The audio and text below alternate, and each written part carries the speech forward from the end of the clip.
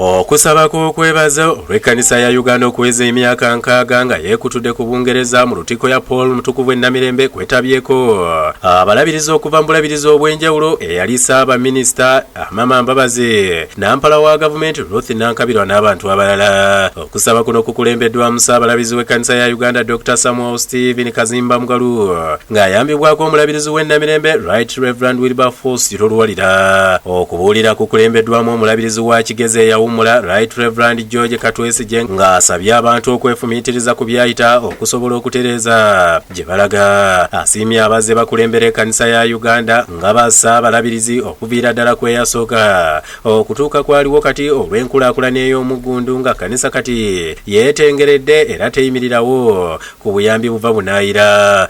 Haven't we? From 98? Are we not doing well? By all standards, all who have preceded you, abakusooka balina kye bakoze. I'm not going to mention which one, but you know, like the church house.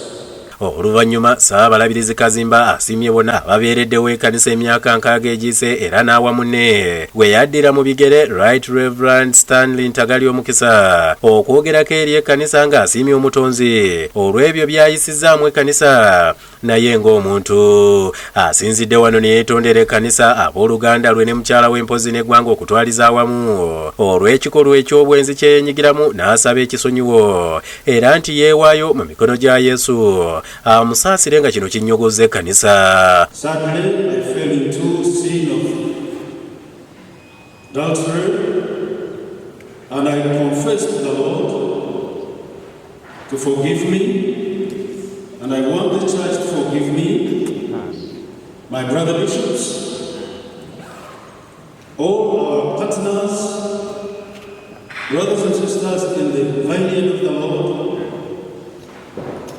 the entire Church of Uganda, and all our partners all over the world, and the family of Reverend Christopher and his wife Judith, the two families, please forgive me.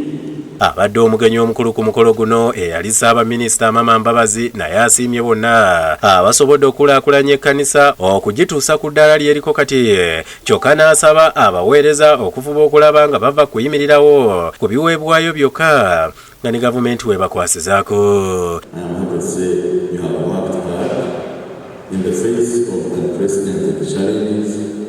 To live up to and beyond the high standards set by our predecessors. Amama asiimye obuvunaanyizibwa obumuweereddwa okubeera ssentebe w'ebikujjuko eby'emyaka 6 egya Kanisa ya Uganda era n'asuubiza okubutwala mu maaso. Olufulumya ekkanisa Kazimba alambuludde ku bikujjuko eby'emyaka 6 ebigenda okuba eby'omwaka omulamba n'obuwanguzi obutuukiddwako. Tubadde nga myaka gye tubaza gya kwefuga jakusome okufuna abaweereza baffe nga tebabawulidde Bungereza. Kazimba akakasizza nti Ntagali okwetonda tewali amukase era nti kimuvudde ku mutima. Okwenenya kuva mu mutima gwa muntu, omuntu omukaka okwenenya naye nga ye mukirabye obuwanguzi bunene kama bawo mukisa. Nze Ismail Nsubuga ku lwa Bukedde TV.